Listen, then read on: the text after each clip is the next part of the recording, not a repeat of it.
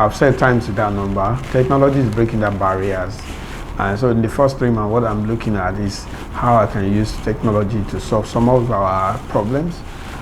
One of those technological outputs that I intend to have in the next 1.5 months, completing my 3 months in office, is bespoke software for inventory management and general pharmacy management in the first 3 months. I hope that will come out in the next few weeks, so that our members can begin to have values for the dues that they pay. They can begin to have values for the respect that they repose in us by electing us into office. Such bespoke software, we have a very robust facility that is peculiar for the use of community pharmacists all over Nigeria. But one thing that is very interesting about it is that we're doing negotiations, very hard one, to ensure that this comes at near zero in cost to community pharmacists, so that once you have paid your dues, either you're not satisfied with the software you're using before, you just go on our website and download it. And if you're opening new branches, you can just go on our website and download it.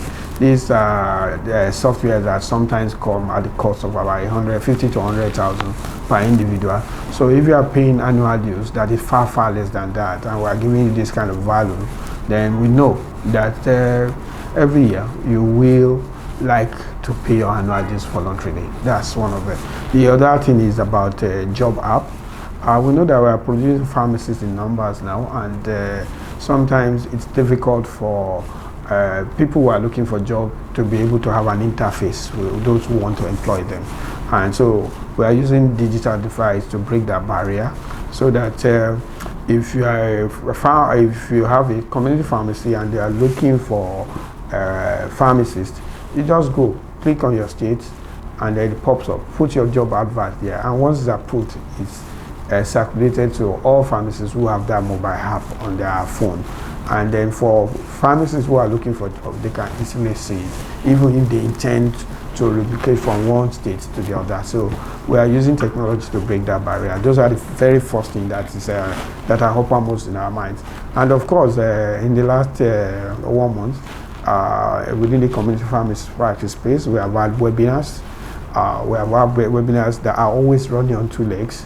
One is the fact that we all know that community pharmacy is a precision science-based course and science-based practice, but we also have a commercial angle with it. So we have webinars that are deepening people's knowledge on pharmaceutical care and support, and then we have webinars that is expanding their scope in terms of merchandising.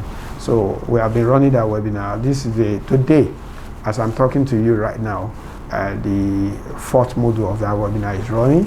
We have also had a number of companies, because of the sources that we have recorded so far on this webinar. A number of other companies have come to meet us to say, look, we are ready to partner with you, we are ready to support you financially to continue to run this type of webinar. At any point in time, you find out that maybe about 280 community pharmacists are logged on to this webinar. That means people are deriving value for it. And so we hope to go along that line. In my campaign promises, I did promise that I'm going to deepen the practice so that pharmacists can do more, make more impact, and earn more from their practice. Because right now, my own practice is to ensure that pharmacists, community pharmacists all over Nigeria are more impactful and that they earn more.